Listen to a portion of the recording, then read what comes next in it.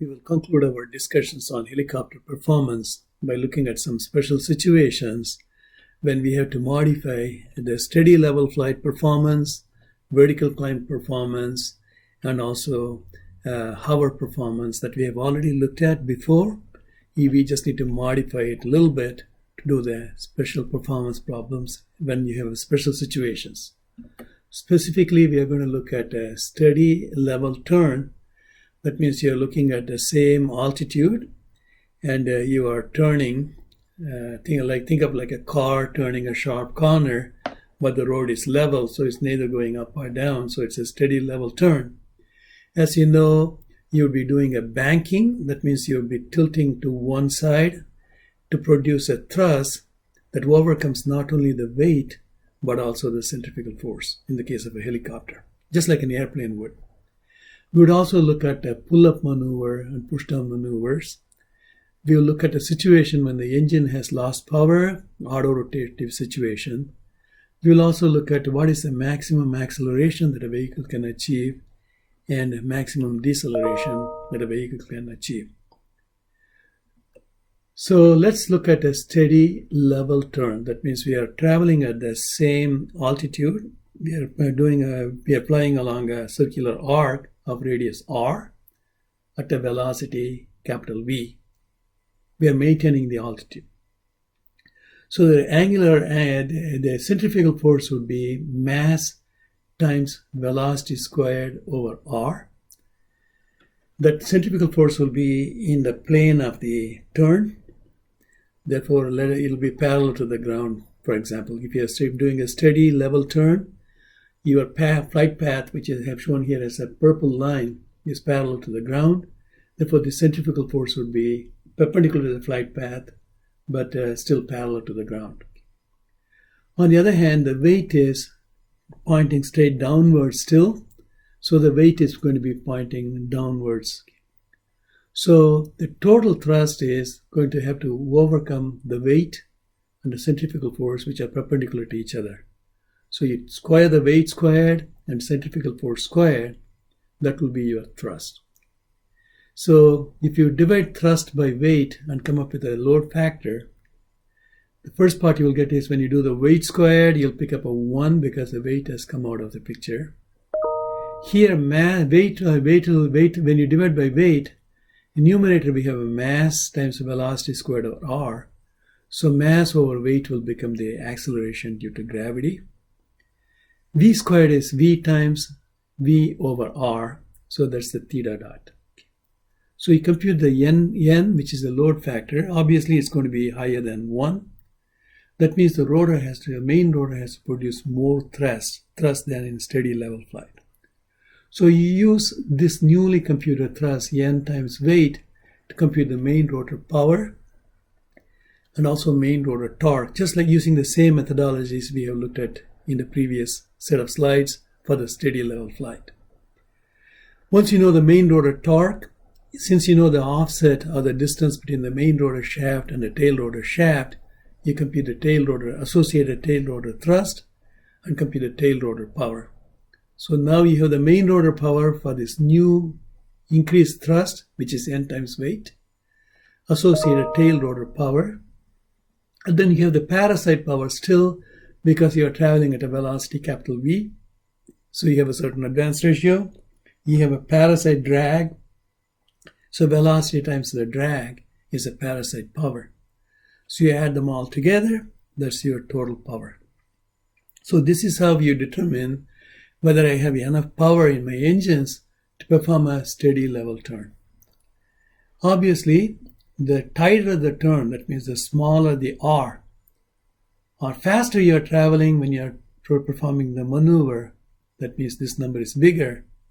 So if the denominator is small, R is small, or if V is big, then the load factor will be higher. So if you're trying to maneuver a very, very tight turn on a dime, then you'll have an extremely high load factor. That means the thrust generated by the main rotor is that much higher. Power required to perform the maneuver is that much higher. So very often, steady level turn would be determined by how much power you have on your engine. So what happens if you don't have enough power in the engine? You look at your source of other sources of energy. You have a forward speed of the vehicle, which is kinetic energy of the vehicle. You have the potential energy of the vehicle, which is the altitude of the vehicle. You also have a kinetic energy in the rotors, but you don't want to lose it, because if you stop the rotor from spinning, you're out of luck. Okay? So you keep the engine RPM, rotor velocity, rotor kinetic energy, you don't touch it, but you try to lose altitude and speed. So in this case, what you do is when you start the maneuver, you start at one velocity at one altitude. By the time you finish the maneuver, you have reached another altitude, another velocity, usually a lower velocity at a lower altitude, because you're taking the energy from the vehicle kinetic energy, and you're taking also energy from the vehicle's potential energy. So the pilot will lose both the velocity and altitude.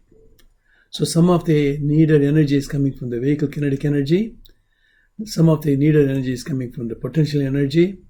The rest is coming from the engines. The engine is supplying the rest of it. So what you do is you just take the starting velocity and ending velocity and take an average velocity. So in the previous slide, rather than using the starting velocity or the ending velocity, use an average velocity to compute the load factor. Okay. That's just a crude approximation. Then once you have the load factor, then you can find the thrust and power for the main rotor. Now, once you have found the power from the energy required to perform the turn, which is what we are computing here from our performance calculations, subtract of the change in the energy extracted from the change in the kinetic energy of the vehicle. That means you know the starting kinetic energy, ending kinetic energy. So if you remove that, then from the power needed to operate the vehicle, you have removed the change in the kinetic energy. So the rest must be either coming from the engine or from the potential energy.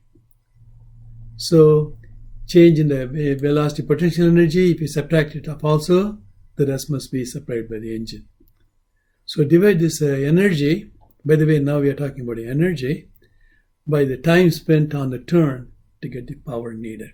So this is how you would compute the steady level turn.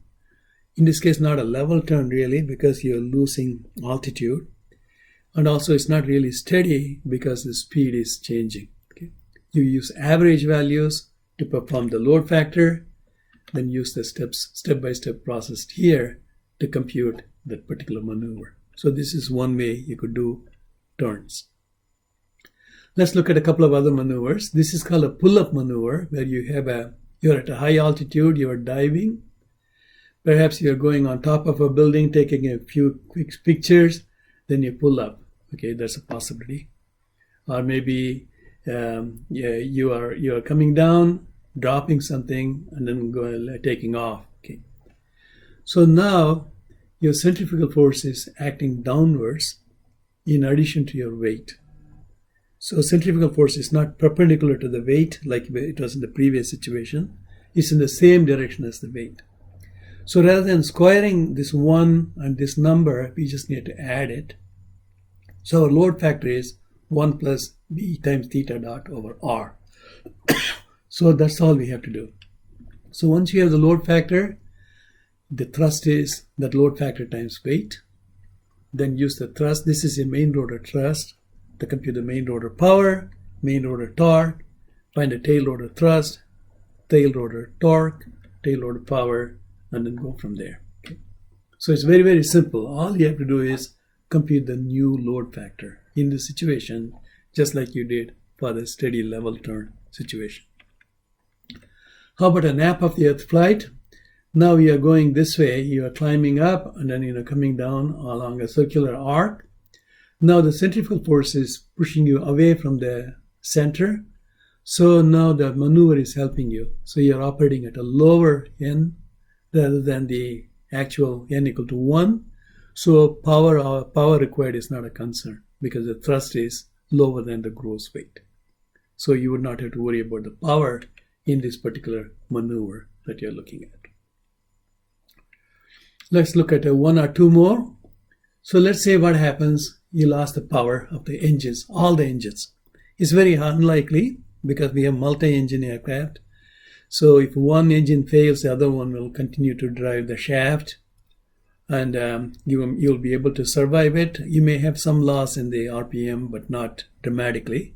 But let's say the RPM has rapidly, both the engines have failed. Now we have the stored kinetic energy in the engine all of a sudden in the rotor, and of course in the shaft, but also you have stored kinetic energy in the tail rotor. Now all these things stop dropping because you have all this profile power, therefore the profile torque, and you have the induced power, that means the induced torque. All of these are slowing down the rotor. The thing is, the pilot has to recognize that the power has been lost and take maneuvers to survive the loss of power. So the question is, how much time does the pilot has? How long? And also during that time, how much is the RPM going to drop? So that's very, very important. Once the pilot has entered an auto rotation maneuver that we will talk about, then the pilot supplies the required power by losing altitude, basically providing the potential energy, losing potential energy. So the second question is, how fast does the pilot need to descend from a higher altitude to the lower altitude? The vehicle in the meanwhile, because we're in the forward flight, it continues to move forward. So the other question is, how far am I going to travel in an auto-rotative maneuver before I hit the ground? Hopefully not too fast. Okay. So these are the issues. How fast is the rotor RPM dropping? By how much is it going to drop? How fast I'm going to lose altitude? And how far I'm going to travel. So these two bullets are after the pilot has entered the auto-rotative maneuver. The first bullet is before the pilot enters the auto-rotative maneuver. So let's take them in a step by step. So first thing you do is, you know that the kinetic energy is stored not just in the main rotor, but also in the shaft, but also in the tail rotor. Normally you have a main rotor spinning at a different RPM than the tail rotor, but you normally don't have a gearbox or any kind of a fancy gear, so we'll assume that the transmission is spinning at this. Transmission is basically the rod connecting the main rotor to tail rotor is spinning at the same RPM as the tail rotor. So you find the moment of inertia of the main rotor. This is not an I that we talked about in the flapping dynamics. I was for a single blade. This is called a polar moment of inertia. That means it's for all the blades. It'll be roughly number of blades times I, crudely. But you have other components of the hub. They add to the moment of inertia. Tail has got a moment of inertia. This is the polar moment of inertia of the tail. We make the correction for the RPM because the tail may be spinning at 1 RPM than the main rotor. This is the transmission. So you add the entire moment of inertia of all the rotating system first. Then you say, how much kinetic energy do I have it? Just as the linear kinetic energy is 1/2 times mass times velocity squared, rotation kinetic energy is 1/2 times the moment of inertia times omega squared. The omega squared we are going to take into consideration here is the main rotor kinetic, main rotor omega, because this is the primary contributor to the J. The other J's are much smaller. So this is the kinetic energy that is stored in the rotating system. This is the main rotor RPM at the start of the loss of power. This is the torque times Q omega is the power needed to supply, keep the rotor turning. So if you take this, this is all the energy I have stored. This is how much I'm going to drain the energy every second. Then this is the time TKE, that is the time available before the blade or the rotor will completely come to a stop. Okay, this is like a worst case scenario. We notice that many things, if we have a high enough J, that means a lot of moment of inertia, then you can keep spinning, because this is the time that the pilot has, not even this, just a fraction of this time, to enter the auto-rotative maneuver. Okay. which we will talk about a little bit later. Likewise, if this Q is lower, then you can stay longer. So as soon as the pilot realizes he or she that they have lost the power, first thing they will do is they will remove the clutch, declutch the engine from the main rotor, because no point in driving a dead engine. You're wasting energy. So declutch it. Secondly, they will adjust the pitch angle of the blade so that the Q, the drag is as low as possible. Remember, CQ was function of 1 plus mu squared times CD naught. So you try to minimize CD naught by reducing the pitch angle of the blade. Okay. So pilot will reduce the collective pitch to reduce the torque, and he will or she will declutch, remove the clutch so that the engine is not being driven, the dead engine is not being driven by the rotor. Next, you can look at the rate of change of the angular momentum. This is the moment of inertia of the entire system, polar moment of inertia, times the rate of change of angular velocity. So this is like a torque that is you're losing, angular momentum you are losing, equal to the torque at any instance. Remember, torque is proportional to the angular velocity squared, because it's like 1/2 times CQ times omega squared r squared times r. So omega squared is showing up here. So if you know the starting torque Q naught, then you can multiply Q naught times omega over omega squared. So this is the instantaneous torque. We put a minus sign to indicate that the angular velocity is decreasing. Angular acceleration is a negative number. This can be analytically integrated. So this is the variation of the angular velocity as a function of time. So again, we see that if you have a low Q naught, or if you have a high J, polar moment of inertia, or if possible, high enough angular velocity, but this is not always feasible, because if you increase the omega naught, tip speed is going to go up, tip Mach number is going to go up, all kind of other things may happen. So anyways, you try to increase the moment of inertia of the system during the structural design. Again, if you have a very high J, that means very heavy blades, very heavy structures. Q naught low means you're optimizing, adjusting the blade pitch to reduce the torque. So this is the drop off in the omega. So the omega starts dropping. So depending on the factor TKE, which we defined here. So if I have just shown some schematic sketches of it.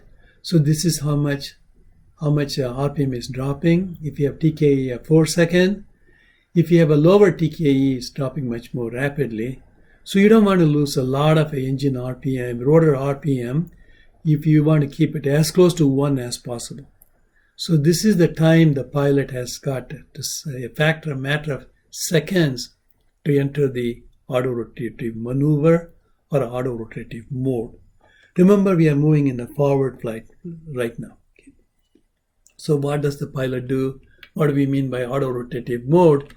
We have been talking about it for quite a bit, so let's take a look at it. So what they do is the pilot will start losing the altitude. So altitude is a loss because you are now starting to use your potential energy. The pilot will tilt the rotor disc backwards, slowing down the vehicle, of course, but you are providing a little bit of a forward thrust from the weight because you are descending at an angle, so that the extra drag is compensated by the extra thrust from the weight. Why do we want to tilt the rotor disc backwards? Because when the wind hits it, it starts auto-rotating like a wind turbine. Anyway, so this is the rate at which you will descend. This is the vertical velocity. You're traveling in the forward velocity. So this is your descent angle called chi. And the time it takes is current altitude divided by the velocity of descent is the time you have available. This is how long you have before you hit the ground. So the power is supplied now by the air as a windmill. So the RPM stabilizes. The rate of descent is the power required by gross weight. We can plot the rate of descent as a function of forward speed. Okay. Remember, now we know how to compute a steady level flight power for a vehicle. Now we are in a steady descent. Okay. So you just happen to be flying along this weight thing. So your weight is not quite W. It's W times cosine of chi. So the thrust is W times cosine of chi. So you have a slightly lower thrust. Just use it in our steady level flight calculations to compute the power required divided by the gross weight. This is the rate of descent. So we can plot the descent as a function of various forward speeds. Okay. You can change the forward speed and then compute the rate of descent. So it's going to look just like a power required curve that we have computed before. So each forward speed, you're going to get one number. So it's going to look like this. Okay.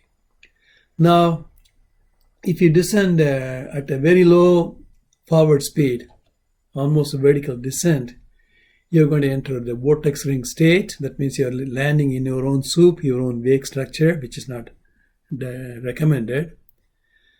Too steep a descent, that means velocity is still too low. So this distance is small. This height is high, so you're descending much steeply. So it's not recommended. So the best descent point is here, where you have the lowest rate of descent. You can go up to this point where it touches it. Beyond that, anywhere here, it's not possible. So this is the fastest speed where you have the minimum descent angle. Remember, descent angle depends on forward speed in the denominator, descent speed is here. So if you want a shallow descent angle, you want to travel fastest, that means you operate here. On the other hand, if you want to descend slowly, you want to operate here. So just the power curve that we know how to construct it, all you have to do is for each forward velocity, you'll compute a chi, then your weight would be, your thrust would be weight times cosine of chi, not thrust equal to weight. Okay. So this is what the pilot would do. Sometimes, if you're too close to the ground, there's not enough time to enter the auto-rotative mode because you're losing altitude because until you enter the auto-rotative mode. So the pilot will do the following. They will go, I should say here, this is where the vehicle is, too low to the ground. If you descend, you're traveling so fast, you're going to hit the ground at a very high forward speed. You're going to crash the vehicle, possibly damage the payload, kill the occupants, including the pilot. So what the pilot may do is perform what they call a zoom maneuver, where they gain an altitude, perhaps lose the kinetic energy, and once they have reached this altitude, then they will attempt the auto-rotative descent that I showed in this picture here. So that's called the zoom maneuver is sometimes done. So the important thing is you want to avoid this region where you're traveling too close to the ground at too small a velocity because you experience vortex ring state, turbulent wake state. It's not good. If you're lower than this red curve, yes, you are a few hundred, tens of feet, it's okay. You crash, you can walk out of it because it's not too steep. But the red region, in this region, we want to avoid it because of the vortex ring state. Likewise, this blue region here, we want to avoid it because you're traveling at very high forward velocity. You're too close to the ground. So if you descend it, you're going to hit the ground at high forward velocity. Then you're going to crash the vehicle, lose the occupants, lose the payload.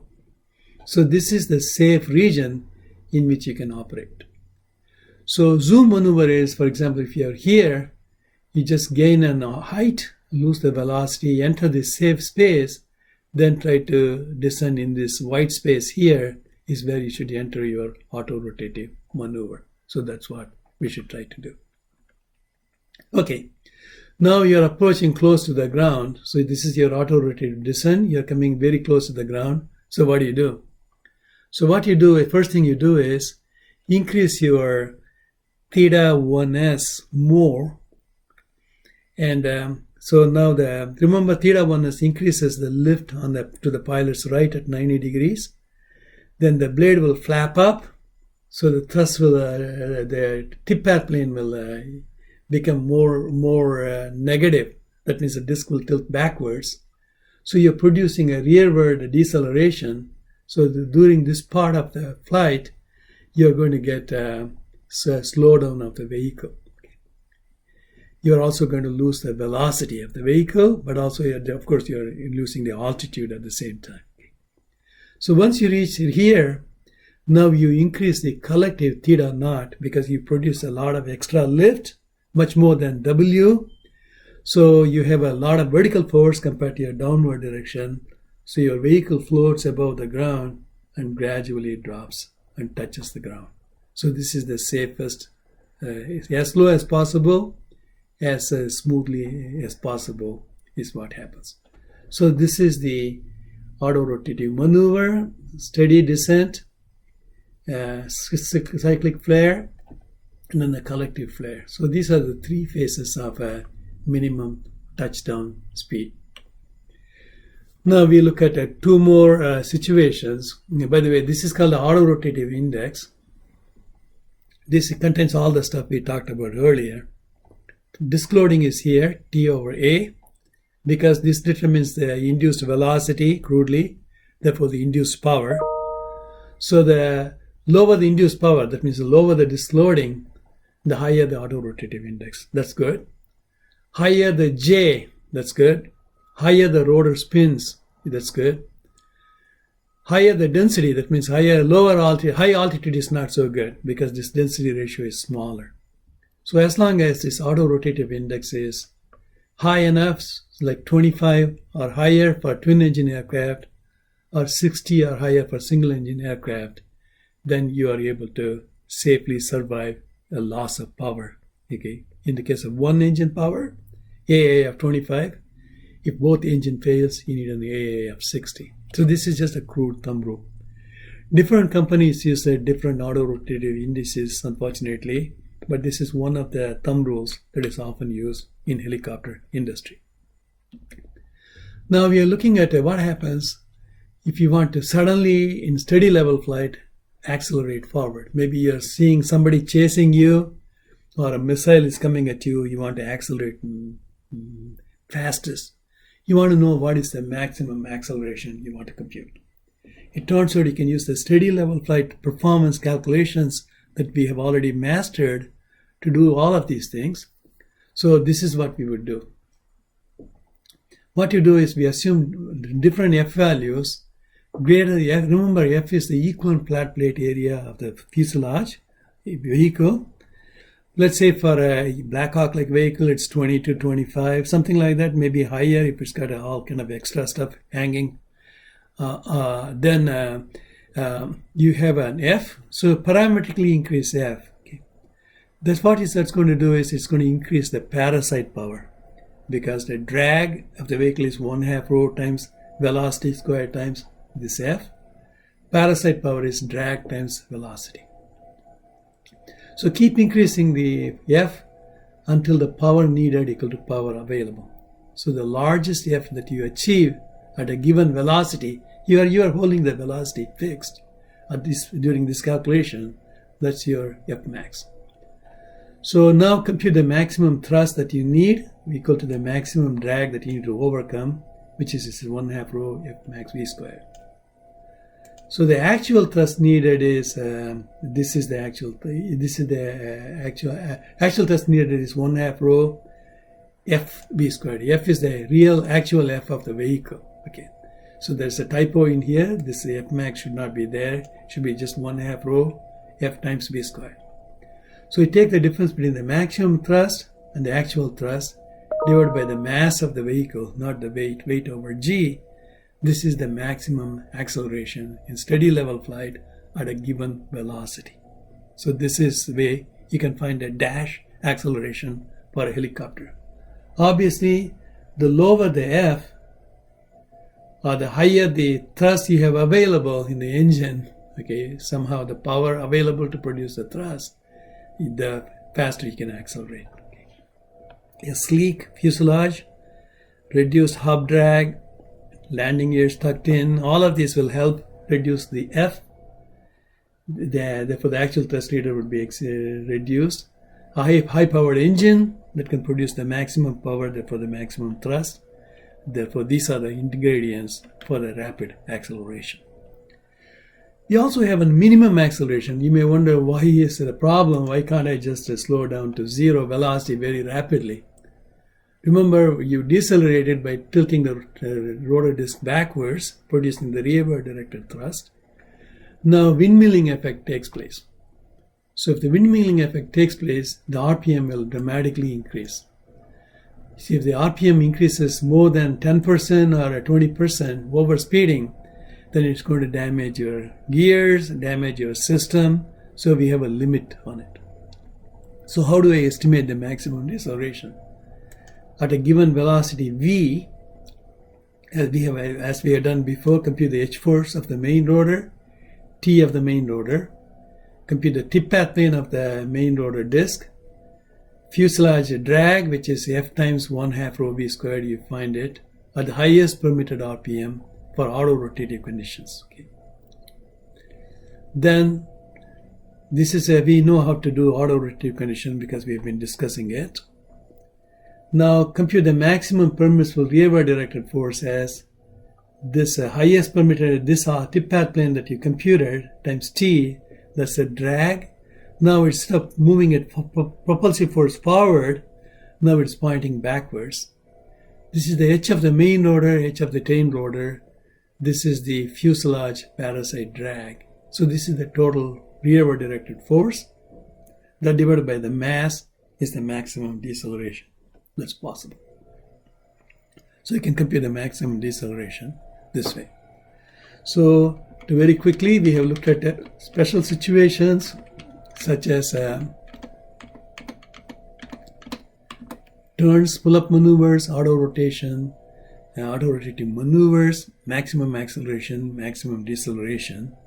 A lot of them is simply an extension of the steady level flight performance that we have looked at earlier. So we stop this video at this point.